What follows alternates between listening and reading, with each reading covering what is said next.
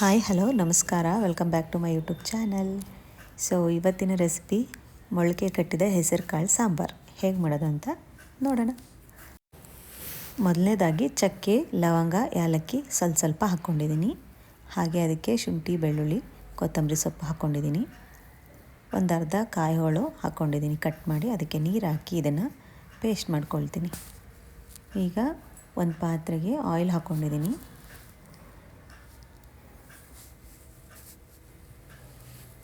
So ನೀವು ಹೊಸಬರಾಗಿದ್ದರೆ ನನ್ನ ಚಾನಲ್ನ ಸಬ್ಸ್ಕ್ರೈಬ್ ಮಾಡೋದು ಮರಿಬೇಡಿ. ವಿಡಿಯೋಸ್ ಇಷ್ಟ ಆಗ್ತಿದ್ರೆ ಲೈಕ್ ಮಾಡಿ, ಹಾಗೆ ರೆಸಿಪೀಸ್ನ ಟ್ರೈ ಮಾಡಿ ಹೇಗಿತ್ತು ಅಂತ ನನಗೆ ಕಮೆಂಟ್ ಮಾಡಿ ತಿಳಿಸಿ, ಓಕೆನಾ. ಇವಾಗ ನಾನು ಕಾದಿರೋ ಎಣ್ಣೆಗೆ ಈರುಳ್ಳಿ, ಹಸಿಮೆಣಸಿನ್ಕಾಯಿ ಹಾಕ್ಕೊಂಡು ಫ್ರೈ ಮಾಡ್ಕೊಳ್ತಾ ಇದ್ದೀನಿ. ನೀವು ಯಾವ ಥರ ಬೇಕೋ ಆ ಥರ ಕಟ್ ಮಾಡ್ಕೊಳ್ಳಿ. ಈರುಳ್ಳಿ ಕೂಡ ಸ್ಲೈಸಸ್ಸಾಗಿ ಕೂಡ ನೀವು ಕಟ್ ಮಾಡ್ಕೋಬೋದು. ನಾನು ಸಾಂಬಾರು ಟೈಪ್ ಮಾಡೋದ್ರಿಂದ ಸ್ಲೈಸಸ್ಸಾಗಿ ಕಟ್ ಮಾಡ್ಕೊಂಡಿಲ್ಲ, ಚಿಕ್ಕದಾಗಿ ಕಟ್ ಮಾಡ್ಕೊಂಡಿದ್ದೀನಿ. ಹಾಗೆ ಹಸಿಮೆಣಸಿನ್ಕಾಯಿ ಸ್ವಲ್ಪ ಖಾರ ಅನಿಸಿದ್ರೆ ತೆಗೆದು ಹಾಕ್ಬೋದಲ್ವ, ಸೊ ಹಾಗಾಗಿ ಸ್ಲೈಸಸ್ ಮಾಡ್ಕೊಂಡಿದ್ದೀನಿ. ಸ್ವಲ್ಪ ಉಪ್ಪು ಹಾಕ್ಕೊಂಡು ನೀಟಾಗಿ ಬಾಡಿಸ್ಕೊಳ್ತಾ ಇದ್ದೀನಿ. ಇದಕ್ಕೆ ನಾವಿವಾಗ ಮೊಳಕೆ ಕಾಳು ಏನಿರುತ್ತಲ್ಲ, ಹೆಸರು ಕಾಳು ಹಾಕ್ಕೊಂಡು ನೀಟಾಗಿ ಆಯಿಲಲ್ಲೇ ಸ್ವಲ್ಪ ಫ್ರೈ ಮಾಡ್ಕೋಬೇಕು. ನಾನು ಸ್ವಲ್ಪ ಬೇಗನೆ ಮೊಳಕೆ ಕಟ್ಟಬೇಕಿತ್ತು, ಇನ್ನೂ ಚೆನ್ನಾಗಿ ಬಂದಿರ್ತಿತ್ತು. ಬಟ್ ನಾನು ಮಾಡೋಣ ಅಂತ ತೆಗೆದಾಗ ಸ್ವಲ್ಪ ಬಂದಿತ್ತು ಅಷ್ಟೇ. ಸೊ ಆದರೂ ಕೂಡ ನಾನು ಮಾಡಲೇಬೇಕಿತ್ತು ಅಂತ ಯೂಸ್ ಮಾಡ್ಕೊಳ್ತಾ ಇದ್ದೀನಿ. ಸೊ ನೀವು ಒಂದು ಡೇ ಫುಲ್ ಬಿಟ್ಟರೆ ಅದು ನೀಟಾಗಿ ಮೊಳಕೆ ಬರುತ್ತೆ. ಸೊ ಆವಾಗ ನೀವು ಯೂಸ್ ಮಾಡ್ಬೋದು, ಚೆನ್ನಾಗಿರುತ್ತೆ. ಇದಕ್ಕೆ ನಾನು ಅರಿಶಿನ ಪುಡಿ ಹಾಕ್ಕೊಂಡಿದ್ದೀನಿ, ಹಾಗೆ ಉಪ್ಪು ಹಾಕ್ಕೊಂಡಿದ್ದೀನಿ. ಎಲ್ಲ ನೀಟಾಗಿ ಮಿಕ್ಸ್ ಮಾಡ್ಕೊಳ್ತಾ ಇದ್ದೀನಿ.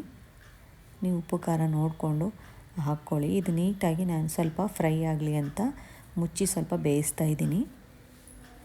ಈಗ ಇದಕ್ಕೆ ಟೊಮೆಟೊ ಹಾಕ್ಕೊಂಡಿದ್ದೀನಿ. ನೀವು ಇದಕ್ಕೆ ಸ್ಟಾರ್ಟಿಂಗ್ ಆಯಿಲಲ್ಲೇ ಬೇಕಿದ್ದರೆ ಟೊಮೆಟೊ ಪ್ಯೂರಿ ಹಾಕ್ಕೋಬೋದು. ನಾನು ಹಂಗೆ ಟೊಮೆಟೊ ಕಟ್ ಮಾಡಿ ಇವಾಗ ಹಾಕ್ಕೊಳ್ತಾ ಇದ್ದೀನಿ.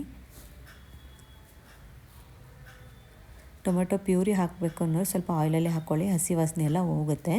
ಈ ಟೈಮಲ್ಲಿ ಹಾಕ್ಕೊಂಡ್ರೆ ಅಷ್ಟು ಚೆನ್ನಾಗಿ ಅನಿಸಲ್ಲ. ಪ್ಯೂರಿ ಹಾಕ್ಕೊಳ್ಳೋರು ಸ್ಟಾರ್ಟಿಂಗಲ್ಲೇ ಹಾಕ್ಕೊಳ್ಳಿ. ಈರುಳ್ಳಿ ಹಾಕಿದ ನಂತರ ಟೊಮೆಟೊ ಪ್ಯೂರಿ ಹಾಕ್ಕೊಂಡ್ರೆ ಅದು ಕೂಡ ಹಸಿ ವಾಸನೆ ಹೋಗುತ್ತೆ. ಆಮೇಲೆ ನೀವು ಕಾಳು ಹಾಕ್ಕೋಬೋದು, ಅಥವಾ ಈ ಥರ ಕಟ್ ಮಾಡಿ ಕೂಡ ಹಾಕ್ಕೋಬೋದು. ಎಲ್ಲ ನೀಟಾಗಿ ನಾನಿವಾಗ ಫ್ರೈ ಮಾಡ್ತಾಯಿದ್ದೀನಿ. ಎಲ್ಲ ಉಪ್ಪು ಖಾರ ನೀಟಾಗಿ ಕಾಳು ಹಿಡ್ಕೊಳ್ಳಿ ಅನ್ನೋದಕ್ಕೆ ಇಷ್ಟೊತ್ತು ಸ್ವಲ್ಪ ಅದು ನೀಟಾಗಿ ನಾವು ಫ್ರೈ ಮಾಡ್ಕೊಂಡ್ವಿ. ಇದಕ್ಕೆ ನಾನೇನು ಮಸಾಲ ತೋರಿಸಿದ್ನಲ್ಲ, ಆ ಮಸಾಲ ರುಬ್ಬಿಟ್ಕೊಂಡಿದ್ದೆ, ಅದನ್ನು ಇವಾಗ ಹಾಕ್ಕೊಂಡಿದ್ದೀನಿ. ನೀವು ನೋಡಿಕೊಂಡು ನೀರು ಹಾಕ್ಕೊಳ್ಳಿ. ಗ್ರೇವಿ ಕನ್ಸಿಸ್ಟೆನ್ಸಿ ಬೇಕು ಅಂದರೆ ನೀರು ಕಡಿಮೆ ಹಾಕ್ಕೊಳ್ಳಿ, ಸಾಂಬಾರು ಬೇಕು ಅಂದರೆ ಸ್ವಲ್ಪ ಜಾಸ್ತಿ ಹಾಕ್ಕೊಳ್ಳಿ.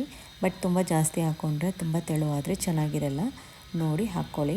ನಾನೇನು ಸ್ಟಾಕ್ ಉಳಿದಿತ್ತಲ್ಲ ಮಿಕ್ಸಿ ಜಾರಲ್ಲಿ, ಅದನ್ನು ಹಾಕ್ಕೊಂಡಿದ್ದೀನಿ. ಇವಾಗ ನೋಡಿಕೊಂಡು ನಾನಿವಾಗ ನೀರು ಹಾಕ್ಕೊಳ್ತಾ ಇದ್ದೀನಿ.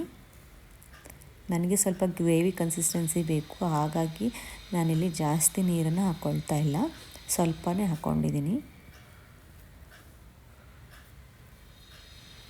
ಉಪ್ಪು ನಾನು ಸ್ಟಾರ್ಟಿಂಗಲ್ಲಿ ಸ್ವಲ್ಪ ಕಡಿಮೆ ಹಾಕ್ಕೊಂಡಿದ್ನಲ್ಲ, ಸೊ ಹಾಗಾಗಿ ಈಗ ಸ್ವಲ್ಪ ಉಪ್ಪು ಕೂಡ ಹಾಕ್ಕೊಂಡಿದ್ದೀನಿ. ಇದನ್ನು ಕುದಿಯೋಕ್ಕೆ ಬಿಡೋಣ. ನೀವು ನೋಡ್ತಾ ಇರ್ಬೋದು, ಸ್ವಲ್ಪ ಹೊತ್ತು ನಂತರ ಅದು ಒಂದು 3 to 4 ಮಿನಿಟ್ಸು ಕುದಿ ಬಂದಿದೆ. ಇವಾಗ ಎಲ್ಲ ನೀಟಾಗಿ ಮಿಕ್ಸ್ ಮಾಡ್ತಾಯಿದ್ದೀನಿ. ನೋಡ್ತಾ ಇರ್ಬೋದು ಗ್ರೇವಿ ಕನ್ಸಿಸ್ಟೆನ್ಸಿ ಬಂದಿದೆ. ಇದು ಆರಿದ ನಂತರ ಸ್ವಲ್ಪ ತಿಕ್ಕಾಗುವಂಥ ಚಾನ್ಸಸ್ ಇರುತ್ತೆ. ಸೊ ಹಾಗಾಗಿ ನೋಡಿಕೊಂಡು ನೀವು ನೀರು ಹಾಕ್ಕೊಳ್ಳಿ. ಆರಿದ ನಂತರ ಸ್ವಲ್ಪ ತಿಕ್ಕಾಗುತ್ತೆ ಇದು ಸಾಂಬಾರು. ಸೊ ಹಾಗಾಗಿ ನೀವು ನೋಡ್ತಾ ಇರ್ಬೋದು ಇವಾಗ ಸಾಂಬಾರು ರೆಡಿಯಾಗಿದೆ. ಸ್ವಲ್ಪ ಗ್ರೇವಿ, ಸೆಮಿ ಗ್ರೇವಿ ಟೈಪ್ ನಾನು ಮಾಡ್ಕೊಂಡಿದ್ದೀನಿ. ಸೊ ಚಪಾತಿ, ಅನ್ನಕ್ಕೆಲ್ಲ ಚೆನ್ನಾಗಿರುತ್ತೆ. ಸೊ ಇವತ್ತಿನ ವಿಡಿಯೋ ಇದಾಗಿತ್ತು. ನಿಮಗೆ ಇಷ್ಟ ಆಗಿದೆ ಅಂತ ಭಾವಿಸ್ತೀನಿ. ಇಷ್ಟ ಆದರೆ ಲೈಕ್, ಶೇರ್, ಕಮೆಂಟ್ ಮಾಡೋದು ಮರಿಬೇಡಿ, ಓಕೆನಾ. ಹೊಸಬರಾಗಿದ್ದರೆ ನನ್ನ ಚಾನಲ್ನ ಸಬ್ಸ್ಕ್ರೈಬ್ ಮಾಡಿ. ಸಿಗ್ತೀನಿ ನಾನು ಇನ್ನೊಂದು ವಿಡಿಯೋದಲ್ಲಿ. ಅಲ್ಲಿವರೆಗೂ ಟಾಟಾ, ಬಾಯ್ ಬಾಯ್.